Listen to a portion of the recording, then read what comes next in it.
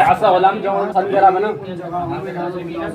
جماعت کا سلیم کرا بھائی عصا غلام یہ تقدیر مطابق کرتے ہیں مطابق کرتے ہیں آگے طرف یہ حالت رفع الذی میں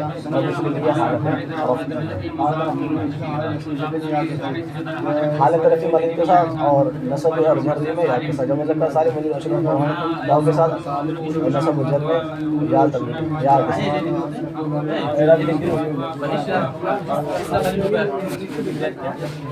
یہ عدد کی بحث عدد معدود کی بحث سے صحیح ہے. اور عدد معدود عدد کی بحث جو ہے تثنیہ مطلب وہی تذکیر و تانیث کے اعتبار سے زیادہ مختلف ہے. اسی وجہ سے اس کا وجہ اس کو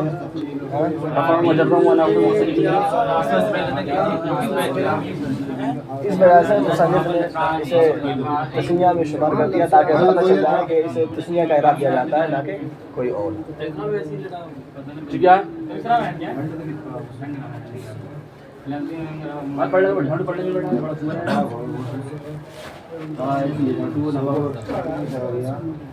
بورو نہ پاک صاحب ہیں جو کا لوگوں یہ بتا دو یہ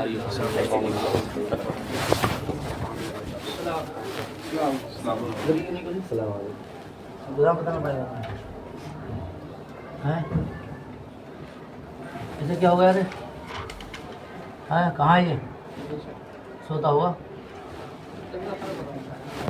خراب ہو جاتی آپ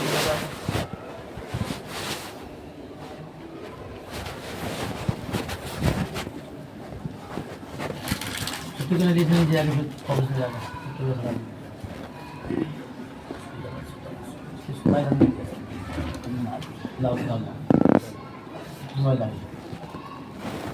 اور کون ہے یہ کون ہے جسیم بھائی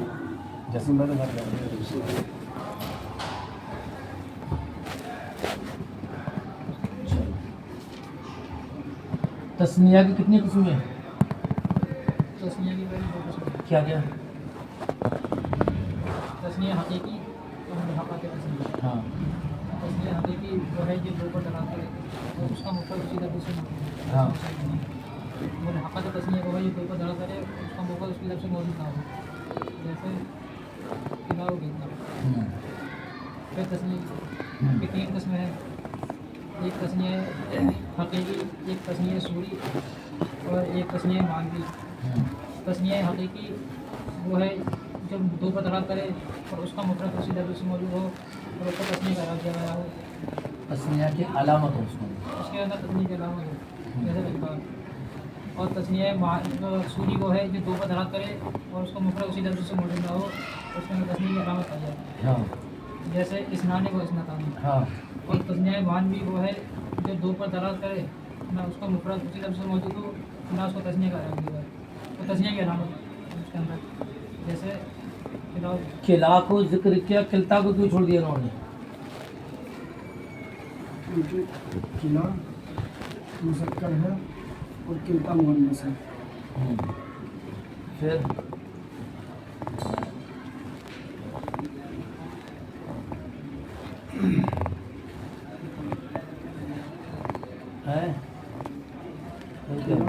مذکر ہے. کتنی مرتبہ کہا یہ بات؟ آگے بولنا. کتنی مرتبہ کہا یہ بات؟ آگے بول. عقل ہے یہ کوئی دماغ کو گوبر بھرا ہوا. ہاں بھائی قلعہ میں اس لیے ذکر نہیں کیا کہ قلعہ مذکر ہے اور قلعہ مؤنث ہے. اور قلعہ یہ اصل ہے. مذکر جو اصل ہوتا ہے اور قلعہ فرع مذکر کا ذکر تخلیص میں داخل ہے. مضافن الی مضمر کی قید بھی لگائی. کہاں دے گیا؟ قلعہ جب ضمیر کی طرف مضاف ہو تو اس میں تثنیہ کا اعراب دیا جاتا ہے. اور جب یہ اس میں ظاہر کی طرف مضاف ہو تو اس وقت اس میں پہلے قسم اعراب دیا جاتا ہے, وہ بھی تقدیر اعراب دیا جاتا ہے. ایسا کیوں کیا انہوں نے؟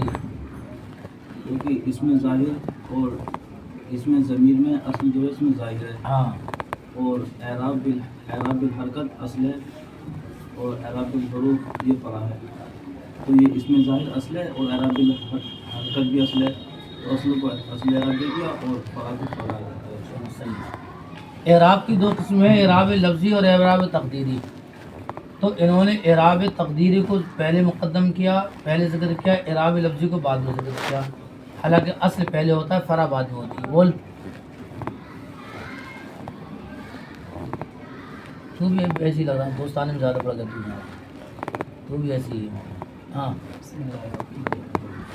اعراب تقدیری کی جگہ کم ہے، 2 ہی جگہ ہے، اور اعراب لفظی کی 2 جگہ ہے، اور یہ قافیہ جو مختصر ہے، اس لیے پہلے 2 کو ذکر کر دیا، اس کے بعد باقی قسم کو شمار کر دیا۔ اعراب تقدیری کہاں کہاں پر آئے گا؟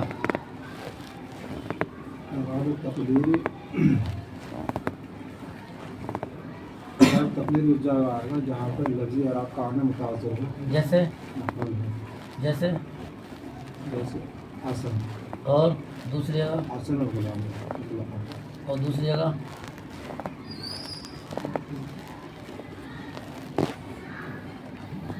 ارے کتاب کے اندر موضوع کوئی الگ سے بات نہیں پوچھا تو سے کوئی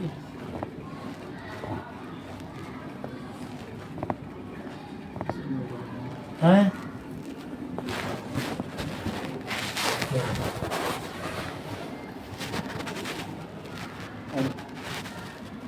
اسی جگہ جہاں ثقیل ہو، ثقیل ہو، تو اتنی بات بتانے موت آ رہی تھی، اتنی بات بتانے موت آ رہی کیا؟ جیسے اشتاب، چلے بات کرو۔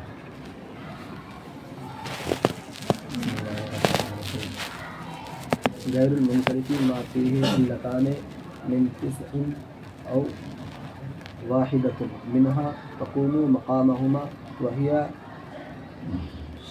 شعر، عدل، ووصف، تانيث، ومعرفة، وعجمة، ثم جمع، ثم تركيب، والنون زائدة من قبلها ألف، ووزن الفعل، وهذا القول تقريب، مثل عمر وأحمر وطلحة وزينب وإبراهيم ومساجد وأبي كرمة وعمر وعمران وأحمد چلو بسم اللہ الرحمن الرحیم۔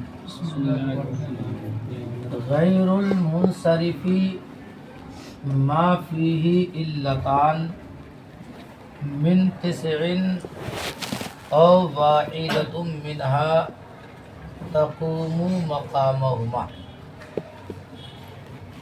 غیر منصرف اسم کی 2 قسمیں ہیں، منصرف اور غیر منصرف۔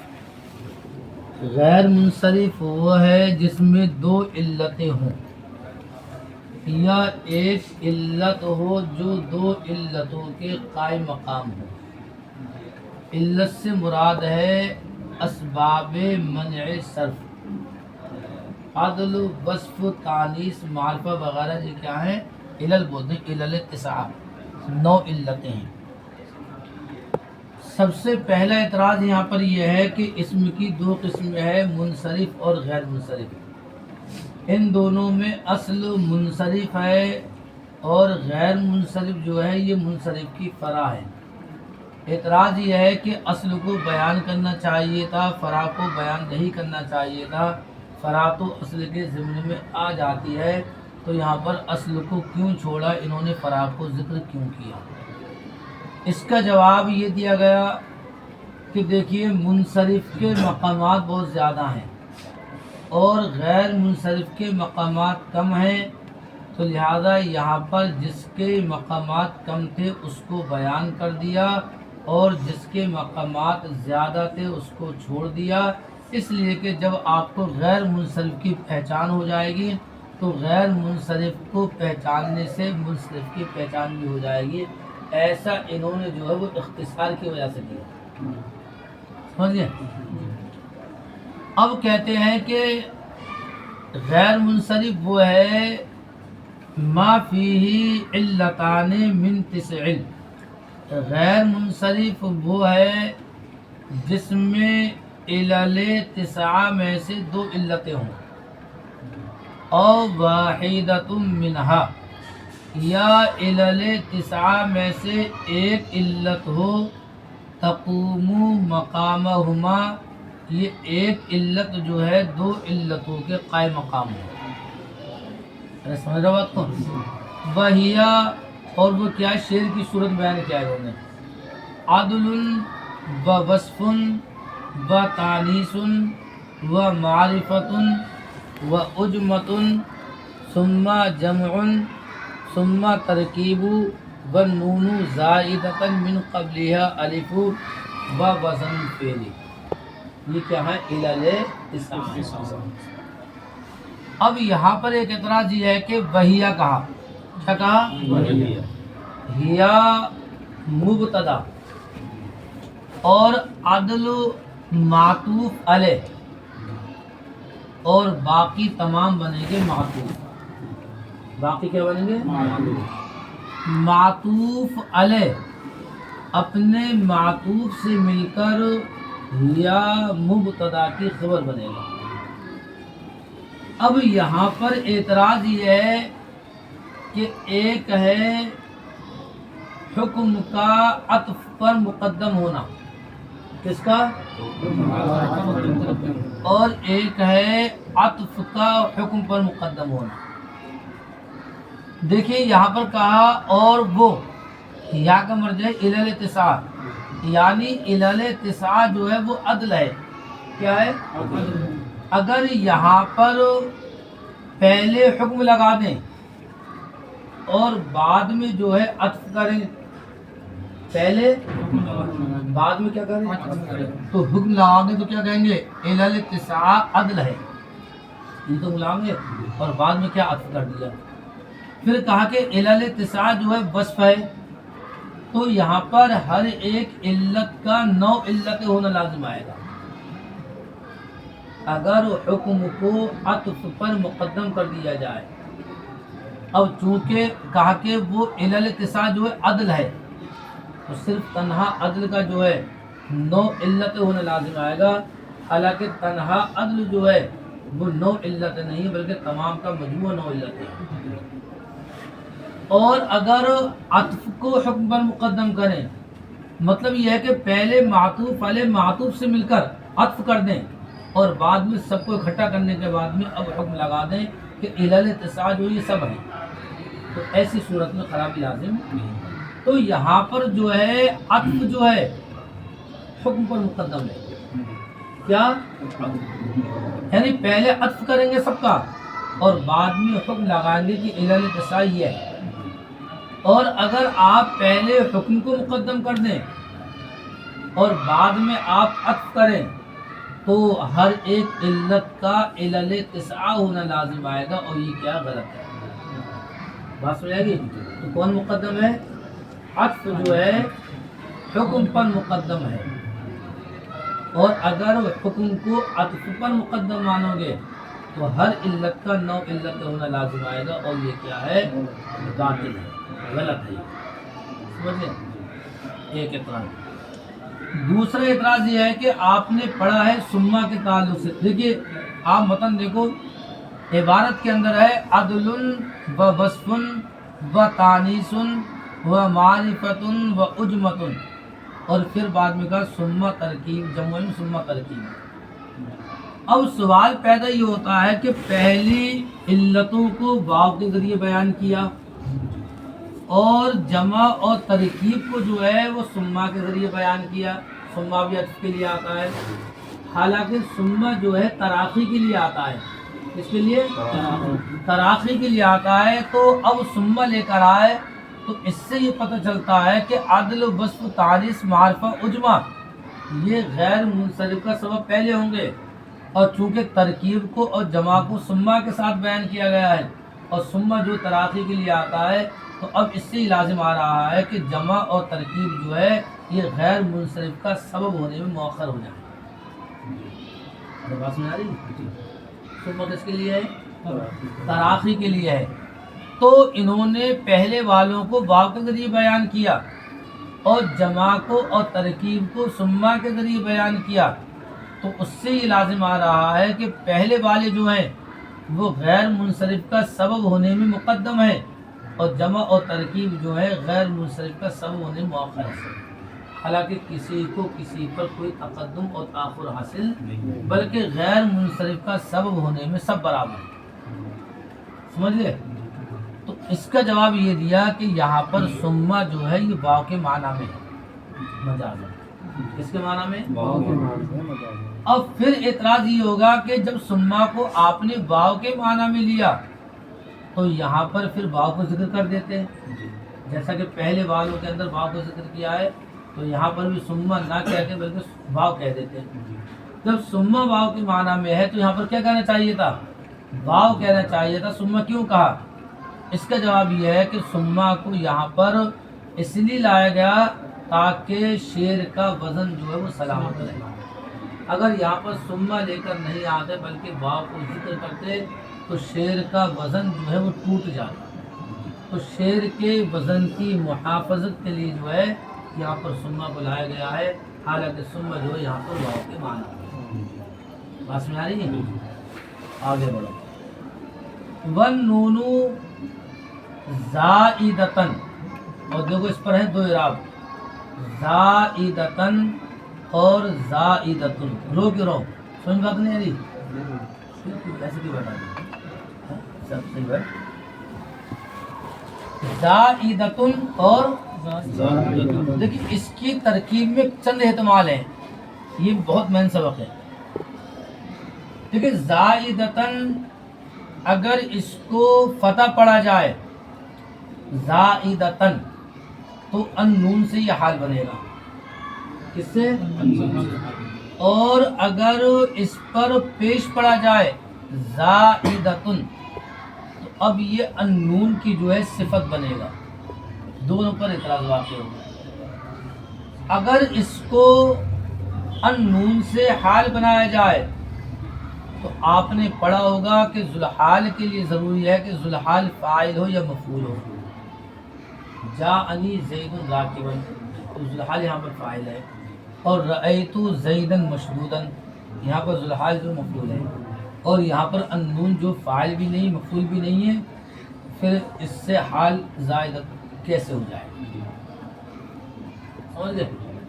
اور اگر زائدتن کو النون کی صفت بنایا جائے تو آپ نے قاعدہ پڑھا ہے کہ موصوف اور صفت کے درمیان تعریف اور تنکیر میں مطابقت ضروری ہے. اور یہاں پر النون کو اگر موصوف بنایا جائے تو یہ تو معرفہ ہو گیا، اور زائدتن کو اس کی صفت بنایا جائے یہ نکرہ ہو گئی. تو موصوف اور صفت کے درمیان جو مطابقت بات سمجھ آ رہی ہے؟ تو اس پہلے والے کا جواب یہ دیا کہ ذوالحال کے لیے فاعل ہونا ضروری ہے یا مفعول ہونا ضروری ہے، اور یہاں پر النون جو ہے یہ فاعل ہے اور اس کا فعل یہاں پر محذوف ہے. تمنع کیا محذوف ہے؟ ترجمہ یہ ہے کہ نون جو ہے منصرف پڑھنے کو روکتا ہے اس حال میں کہ اس سے پہلے الف زائد ہے. سمجھو آپ کو جواب صحیح ہو گیا. اب اعتراض یہ ہوتا ہے کہ اگر زائدتن کو النون کی صفت بنایا جائے تو یہاں پر مطابقت نہیں ہے، کیونکہ النون جو موصوف ہے یہ معرفہ ہے اور زائدتن یہ نکرہ ہے. تو اس اعتراض کے جواب یہ دیا کہ یہاں پر النون پر الف لام دو ہے وہ عہد ذہنی کا ہے، اور آپ نے پڑھا ہے کہ عہد ذہنی جس پر داخل ہوتا ہے وہ نکرہ کی منزل میں ہوتا ہے. کس کے منزل میں ہوتا ہے؟ تو اب چونکہ النون بھی نکرہ ہو گیا اور زائدتن بھی نکرہ ہو گیا تو اب یہاں پر موصوف اور صفت کے درمیان مطابقت بھی ہو گئی. ارے بات سمجھ آ رہی ہے؟ کتنی باتیں کی؟ دو باتیں ہوں کہ صفت بھی بن سکتا ہے اور حال بھی بن سکتا. کون؟ زائدتن النون سے. اعتراض پڑا، دونوں کو جواب دے دیا. اب ترکیب سنو اس کی. دیکھیے النونو ذوالحال، النونو زائدتن حال. کیا ہے؟ زائدتن حال. یہ ہے حال اول. اور من قبلیہا جار مجرور سے مل کر ہے ظرف خبر مقدم، ظرف مستقر سے مل کر. ارے من حرف جر، قبل مضاف، ہا مضاف الیہ، مضاف مضاف الیہ سے مل کر مجرور، جار مجرور سے مل کر ظرف مستقر وغیرہ سے مل کر کے خبر مقدم. اور الفو یہ مبتدا مؤخر. خبر مقدم مبتدائے مؤخر سے مل کر جو ہے اب یہ ہے حال ثانی. پہلا حال کون ہے؟ دوسرا حال من قبلیہ الف خبر مقدم مبتدا مؤخر سے مل کر حال ثانی. تو ایک ذوالحال کے دو حال ہو گئے. پہلا حال کون سا ہے؟ دوسرا حال کیا ہے؟ الف. دوسرا حال ہے کون سا حال ہو گئی؟ حال ہے نہیں پڑھا نہیں آیا ابھی. کون سا سب پڑھو؟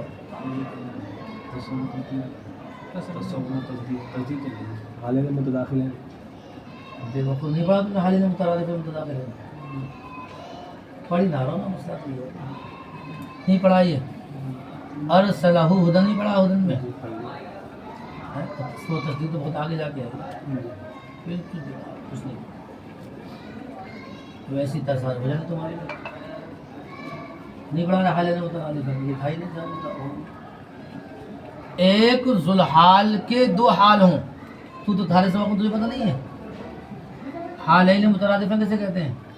یہ کمینہ اونٹ جو ہے یہ خالی اس کو دوستانے کے علاوہ کوئی کام نہیں. اس کو موبائل چلاتا ہے یہ دوستانہ ہے. اس کا کوئی یقین نہیں ہے. 1 منٹ لے لو. جی دیکھو بھائی آپ لوگوں کے کھاتے کھلے ہوئے ہیں سب کے کھلے ہوئے ہوں گے. امید ہے کہ کھلے کچھ کیا ہے کچھ کیا نہیں ہے. جس کے نہیں ہیں وہ اپنے والد یا والدہ کسی کا تو کھلا ہوگا گھر میں. آپ اپنے پاس بک کی فوٹو کاپی جمع کریں گے اپنے کلاس ٹیچر کے پاس کل ہر حال میں, ورنہ ایڈمیشن کینسل ہو گیا. ہماری کوئی ذمہ داری نہیں ہے. پرنسپل صاحب بھی بیٹھے ہیں یہاں. آپ سن لیجیے کون کلاس ٹیچر ہیں آپ کے, پہلی غلطی مومن ہم ان کے پاس جمع کریں گے, ورنہ آپ جانو کون ذمہ دار ہے. ٹھیک ہے کیسے حالین مترادف کیسے کہتے ہیں؟ کیا پڑھا تو نے مترادف کے اندر نہیں پڑھ رہا کیا بالکل ہے؟ کیا رہے اتنا بڑا اونٹ ہوگا کیا پڑھے گا رے کیسے کہتے رہے پڑھی نہ رہا پڑھی نہ رہا ہے. یہ حال ہے سر. کیا ہے یہ ذوالحال ہے. کیا بھیجا یہ انہوں نے اپنے پاپا کے نا نام کے اور اپنے نام کے بچے بنایا تھا وہ نام کس نے منگایا تھا؟ انہوں سر نے جو ایسا ہے اشمت نے وہ کہاں منگایا تھا؟ کس نام کس کے پاس بھیجا ہے؟ آپ کے بھائی ہاں سب سے آپ نے کلاس سب کچھ کا پہلے یہ ذوالحال کی تو حال. ایک ہے حالین مترادفین. ایک ذوالحال کے دو حال ہوں. تو یہاں پر پہلا حال ہے زائدتن اور دوسرا حال ہے من قبلیہ الف. ایک ذوالحال کے دو حال ہوں یہ ہے حالین مترادفین. اور ایک ہے حالین متداخلین. ایک ذوالحال کا حال ہو پھر اس ذوالحال کے اندر اس حال کے اندر ذوالحال کی ضمیر ہو پھر اس ذوالحال سے ایک حال ہو. النون یہ ہے ذوالحال اور زائدتن یہ ہے حال اسم فاعل اور اس میں یا ضمیر پوشیدہ ذوالحال اور من قبلیہ الف خبر مقدم مبتدا مؤخر سے مل کر یہ ہے ذوالحال کا حال. ایک ذوالحال سے حال ہو پھر اس حال کے اندر ذوالحال کی ضمیر ہو. زائدتن کے اندر ذوالحال کی ضمیر ہے پھر اس ضمیر سے حال ہے تو یہ ایک حال میں داخل ہے. حالین متداخلین کہا جاتا ہے. جب بات سمجھ آ رہی تو ان نون سے دونوں کو حال بنایا جائے. زائدتن کو ایک حال اور من قبلیہ الف کو دوسرا حال. کون سا حال ہو جائے گا؟ حالین مترادفین. ماروں گا زور سے نا باہر جا کے. اور ایک ذوالحال سے حال ہو پھر اس حال کے اندر ایک ذوالحال کی ضمیر زائدتن حال ہے. اس حال کے اندر ذوالحال کی ضمیر یا پھر اس ضمیر سے من قبلیہ الف حال واقع. یہ کون سا حال ہوگا؟ حالین. ایک ذوالحال سے حال ہو پھر اس حال کے اندر ذوالحال کی ضمیر ہو پھر اس ضمیر سے حال واقع ہو یہ کہلاتا ہے حالین متداخلین. یہاں پر ترکیب ایسے ہی ہے. ان نون ذوالحال زائدتن حال اول اور من قبلها الف مبتدا مؤخر خبر مقدم سے لے کر حال ثانی. کون سا حال ہو گیا؟ اور النون ذو الحال زائدتاً حال، اس میں ہیا ضمیر پوشیدہ ذو الحال، اور من قبلها الف اس ذو الحال کا حال. تو کون سا حال ہو گیا؟ حالین. ہاں یاد کر لینا صحیح طریقے سے. اتنے بڑے اونٹوں کب پڑھو گے، تمہاری کب بنو گے؟ یہ جو ہے نا یہ جو ہے اس کمینے کو اس کو پورے دن دوستانہ ہے، اس کا کیمری کے لوگوں سے دوستانہ ہے، اس کا پورے دن اس کا ہاتھ موبائل ہوگا، کچھ نہیں پڑتا ہے. معلوم ہے اس کے بارے میں؟ کتنی بات سمجھ آ گئی؟ اب کہتے ہیں کہ یہاں پر ایک ترکیب اور بھی ہے، دو ترکیبیں ہو گئیں. ایک ترکیب یہاں پر یہ ہے کہ الفو کو، کس کو؟ الفو کو زائدتن کا فاعل بنا دیا جائے. لیکن ایک ترکیب یہ ہے کہ تمنع النون زائدتن، ذو الحال اپنے حال سے نکل یہ الگ ہو جائے گا، اور من قبلها خبر مقدم اور الف مبتدا مؤخر یہ ترکیب الگ ہو جائے گی. دو جملے ہو گئے، سمجھ گئے؟ حال آنے والی ہو گئی. اس کے علاوہ بتا رہا ہوں یہ کہ اس کو الگ کر دو اور من قبلها الف کو الگ کر دو. اور ایک ترکیب یہاں پر یہ ہے کہ الف کو زائدتن کا فاعل بنا دو. کس کو؟ الف کو زائدتن کا فاعل بنا دو اور من قبلها کو زائدتن سے متعلق بنا دو. تو ترجمہ یہ ہوگا کہ نون جو ہے منصرف پڑھنے کو روکتا ہے اس حال میں کہ الف زائد ہو اس سے پہلے. نون سے پہلے کیا ہو؟ الف زائد. کتنی ترکیب ہو گئی؟ تین. ایک حالین مترادفین اور ایک حالین متداخلین، یہ ہو گئی. اور دو جملے بنا دو الگ الگ. اور ایک ترکیب یہ ہے کہ الف کو زائدتن کا فاعل بنا دو. ارے زائدتن اسم فاعل اور الف فاعل اور من قبلها زائدتن سے متعلق. زائدتن اسم فاعل اپنے فاعل متعلق سے مل کر شبہ جملہ اسمیہ ہو کر کے حال، ذو الحال اپنے حال سے مل کر فاعل تمنع ہو، جملہ فعلیہ خبریہ ہو جائے. کتنی ترکیب ہو گئی؟ پہلی ترکیب حالین مترادفین متداخلین. دوسری ترکیب الگ الگ جملے بنا دی جائیں. تیسری ترکیب الف کو زائدتن کا فاعل بنا دیا جائے.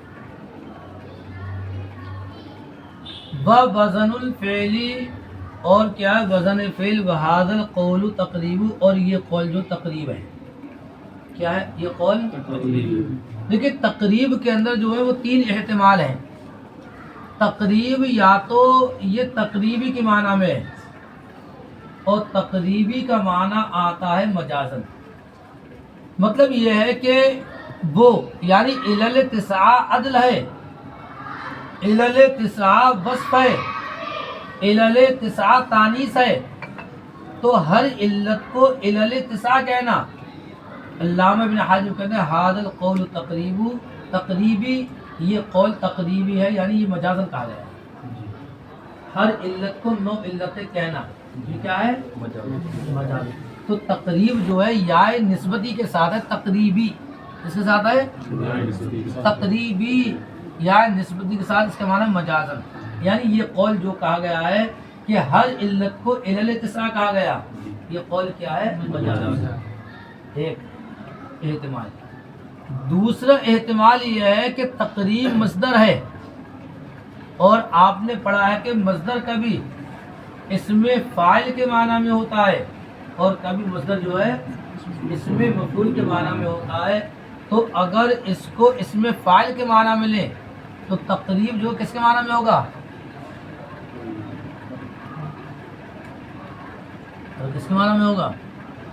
مت صحیح نہیں کہ تم لوگ مت. کس کے معنی میں ہوگا تقریب؟ مقرب کے معنی میں. اسم فاعل کے اس معنی میں ہوگا مقرب کے معنی میں. اور مطلب ہوگا ھذا القول مقرب، یہ قول جو ہے قریب کرنے والا ہے. دیکھیے ایک ہے نظم جس کو شعر کہا جاتا ہے، اور ایک ہے نثر۔ آپ نے پڑھا ہے کہ جو چیز نظم کے اندر بیان کی جاتی ہے وہ یاد جلدی ہو جاتی ہے۔ کیا ہو جاتی ہے؟ آپ نے پڑھا نحو میر کے اندر حروف جازہ کو، اور پھر شعر کی صورت میں بیان کیا گیا باو تاو کاف لام واو مزو مزخلا ربا حاشا من عدافی عن علا حتی الہ۔ تو جو چیز شعر کی صورت میں ہوتی ہے، نظم کی صورت میں ہوتی ہے، تو جلدی یاد ہو جاتی ہے۔ تو اب مطلب ہوگا تقریب اس میں فاعل کے معنی میں ھذا القول مقرب الی الحفظ، یعنی الی الاتساع کو شعر کی صورت میں نظم بیان کرنا، یہ قول جو ہے یاد کرنے کے قریب کرنے والا ہے، یاد کرنے کے قریب کرنے والا ہے۔ سمجھیے بات کو، کتنے احتمال ہو گئے؟ دو۔ اور ایک جو ہے مصدر اس میں مفعول کے معنی میں، مقرب کے معنی میں، اس کے معنی میں اصل میں غیر منصرف کے اسباب کے سلسلے میں نحویوں کے 3 قول ہیں۔ کسی نے کہا ہے کہ غیر منصرف کے اسباب جو ہیں 9 ہیں، اور کسی نے کہا ہے کہ 2 ہیں، اور کسی نے کہا ہے کہ 11 ہیں۔ کتنے قول ہو گئے؟ کہتے ہیں کہ یہ 9 کا قول جو ہے مقرب الی الصواب، ھذا القول مقرب الی الصواب، یہ قول جو ہے درستگی کے قریب کیا ہوا ہے، 9 کا قول ہے، اور باقی 2 کا قول اور 11 کا قول جو ہے یہ درست اس میں کس کے معنی میں ہو جائے گا؟ مقرب اس میں مفعول کے معنی میں۔ مطلب یہ ہوگا کہ یہ الی الاتساع، وہ اسباب کو 9 بیان کرنا، یہ قول جو ہے درستگی کے زیادہ قریب کیا ہوا ہے۔ تو کتنے احتمال ہو گئے؟ 3۔ پہلا احتمال کیا کہ یا نسبتی کے ساتھ تقریبی، مطلب کیا ہوا؟ یہ قول مجاز ہے۔ مجاز کیسے ہے؟ کہ ہر علت کو الی الاتساع کہنا، یہ قول کیا مجاز ہے۔ یہ تقریب مصدر اس میں فاعل کے معنی میں ہے، تو کس کے معنی میں ہوگا؟ یہ مقرب کے معنی میں ہوگا۔ مطلب کیا ہوگا؟ یہ قول جو ہے حفظ کے قریب کرنے والا ہے۔ مطلب کیا ہوا؟ کہ نظم کے اندر بیان کرنا نثر کے مقابلے میں یہ یاد کرنے کے قریب کرنے والا ہے۔ یہ تقریب جو کس کے معنی میں مقرب اس میں، تو مطلب کیا ہوا؟ ھذا القول مقرب الی الصواب، یہ قول جو درستگی کے قریب کیا ہوا ہے۔ یعنی اس سلسلے میں اسباب کے سلسلے میں 3 قول ہیں۔ ایک قول یہ ہے کہ 9 ہے، ایک قول یہ ہے کہ 2 ہے، ایک قول یہ ہے کہ 11 ہے۔ تو یہ 9 کا قول جو ہے یہ درستگی کے زیادہ قریب ہے۔ غیر منصرف وہ ہے کہ جس میں الی الاتساع میں سے 2 علتیں ہوں یا ایک ہو، الی الاتساع میں سے جو دو علتوں کے قائم مقام ہو، اور وہ شعر کیا؟ عدل، وصف، تھانیث، معرفہ، عجمہ، ثم جمع، ثم ترکیب، و نون زائدۃ من قبل الف، و وزن الفعل، و ھذا القول تقریب۔ جیسے عمر، احمد، طلحہ، زینب، ابراہیم، مسعد، معدی، کرم، عمر اور احمد ہے۔ جس طریقے سے انہوں نے اسباب گنائے ہیں اسی ترتیب سے جو ہے انہوں نے مثالوں کو بیان کیا ہے۔ عمر جو ہے عدل کی مثال ہے، احمد وصف کی ہے، طلحہ تانیث کی ہے، زینب معرفہ کی ہے، ابراہیم جو ہے اجماع کی ہے، مسعد جمع کی ہے، معدی کرب ترکیب کی ہے، اور عمران وزن فعل کی ہے، اور کوئی عمران جو ہے الف نون زائدتان کی ہے، اور احمد جو وزن فعل کی مجھ